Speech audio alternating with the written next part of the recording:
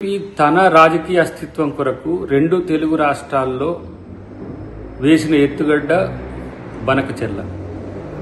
దాంట్లో టీడీపీని ఇటువైపు వైసీపీని ఒక పావులుగా వాడుకున్న పరిస్థితి. ఇటువైపు తన రహస్యమిత్రుడైన బీఆర్ఎస్ను కూడా తెర మీదకి లేపుతున్నది. కానీ సమస్య పరిష్కారానికి బీజేపీ చేయాల్సిన పనిని పక్కన పెట్టేసి ఈరోజు రెండు ప్రాంతాల్లో ఉన్న రాజకీయ పక్షాల మధ్యన వైరుధ్యాన్ని సృష్టించడం ద్వారా బీజేపీ రాజకీయ లబ్ధి పొందాలనుకుంటున్నప్పుడు అది పరోక్షంగా తెలుగుదేశం పార్టీకి ఉపకరిస్తుంది అనుకోవడం అనేది నా దృష్టిలోనైతే తప్పుడు అంచనా. సో లోకేష్తో ఈ మాట్లాడిపించింది తెలుగుదేశం పార్టీనా లేకపోతే కేటీఆర్ అనేది కూడా ఆ కోణంలో నుంచి కూడా ఆలోచించాలి. కానీ తెలంగాణ మాత్రం ఏది ఏమైనా తెలంగాణ హక్కుల కొరకు పోరాడుతూనే ఆంధ్రాకు నష్టం చేయాలని ఎప్పుడు కూడా తెలంగాణ ప్రాంత నాయకులు ఎప్పుడు కూడా ప్రయత్నం చేయరు.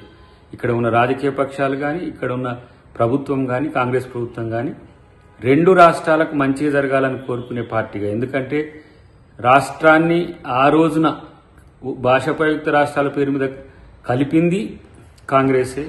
విడిపోతామన్న తర్వాత రాజ్యాంగబద్ధంగా విడిగొట్టి రెండు ప్రాంతాలను సమన్వయంతో చూసే పార్టీ కూడా కాంగ్రెస్ పార్టీనే. కానీ ప్రాంత వైరుధ్యాలతో రాజకీయ లబ్ధి అనేది ప్రజలకు మోసం చేయడం అనే అంశాన్ని గుర్తుంచుకుంటే మిత్రుడు లోకేష్కి మంచిదని చెప్పి, కాళేశ్వరం మీద మేము అడ్డుపడ్డామా లేకపోతే ఇతర ప్రాజెక్టుల మీద అడ్డుపడ్డామా అని అంటే, కాళేశ్వరం మీద అడ్డుపడే హక్కు మీకుంటే ఎప్పటికైనా అడ్డుపడవచ్చు. కానీ మీరు అడ్డుపడలేదంటేనే మీకు హక్కు ఉందా లేదా అనేది ఆ రోజు ముఖ్యమంత్రిగా ఉన్న చంద్రబాబు నాయుడు గారు కూడా ఆలోచించాలి. ఎందుకంటే ఈరోజు 968 టీఎంసీల నికర జలాల హక్కు తెలంగాణకు ఉన్నప్పుడు కాళేశ్వరం కడుతున్నప్పుడు అప్పుడు ఎందుకు అడ్డుకోలేదని ఒక చర్చ.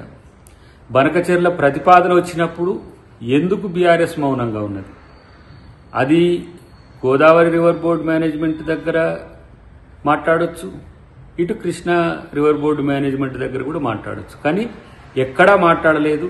అటు సిడబ్ల్యూసీలో ఆ చర్చ తేలేదు, అటు పైన అపెక్స్ కౌన్సిల్లో 2 సార్లు సమావేశాలైనా కూడా అప్పుడున్న ప్రభుత్వాలు కానీ ఎవరు కానీ మాట్లాడలేదు. అది కేసీఆర్ చంద్రబాబు గారైనా కేసీఆర్ జగన్ గారైనా మాట్లాడలేదు. సో ఈ అంశాలను భవిష్యత్తు రాజకీయాల కొరకు వినియోగించుకోవాలని ఈ 3 పార్టీలు చేసిన కాంగ్రెస్ పార్టీ మాత్రం కృష్ణా గోదావరి జల వివాదాలు నిరంతరం కొనసాగకుండా ఒక శాశ్వత పరిష్కారం కొరకు చేసే ప్రయత్నాన్ని మీరందరూ కూడా స్వాగతించాల్సిన అవసరం ఉంది. ప్రాంతాల మధ్యన వైరుధ్యాలను సృష్టించడం ద్వారా అది రెండు రాష్ట్రాలకు చెడే చేస్తుంది తప్పితే మంచిది కాదు. కాబట్టి పూర్తి స్థాయి చర్చల ఫలితానంతరం మనం దాని మీద స్పందిస్తే బాగుంటుందని చెప్పి నేను లోకేష్కి మీడియా ద్వారా చెబుతున్న పరిస్థితి. రాష్ట్రం విడిపోయిన తర్వాత తెలుగు రాష్ట్రాల మధ్యన ఉన్న సఖ్యతను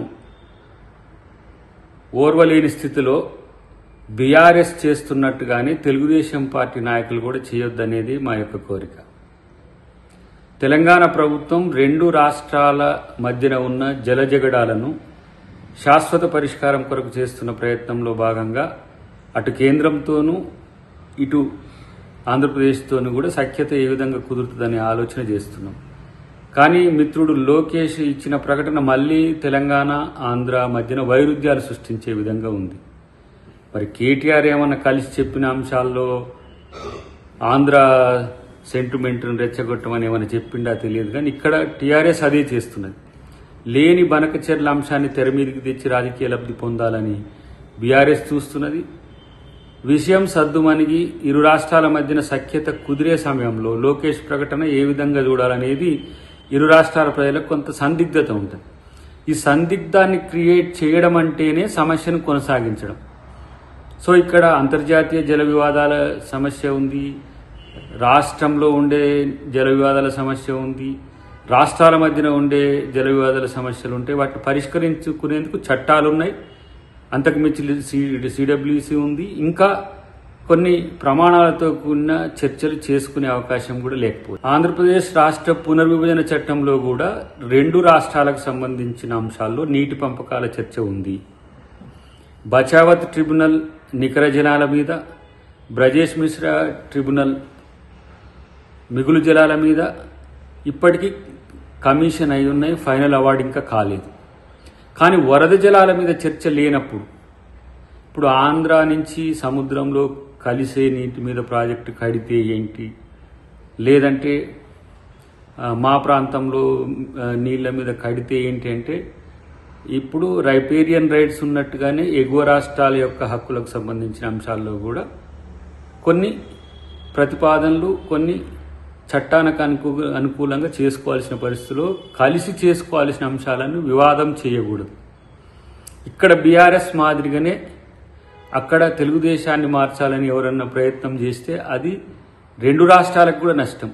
రెండు రాష్ట్రాలకు నష్టం జరిగే అంశాన్ని ఎవరి తెర మీదకి తెచ్చినా తెలుగు ప్రజల సంక్షేమాన్నో, తెలుగు ప్రజల శ్రేయస్సును, తెలుగు ప్రజల సఖ్యతను కోరుకునే వాళ్ళు మాత్రం కాదు. కాబట్టి ఇప్పుడు లోకేష్ ఇచ్చిన స్టేట్మెంట్ను ఆలోచించండి. ఇది బీఆర్ఎస్ కూడా ఇదే విధంగా రెచ్చగొడుతున్న పరిస్థితి ఉన్నది. ఇది కేవలం రాజకీయ లబ్ధి అయితే ప్రజలు ఈరోజు ఆలోచిస్తారు.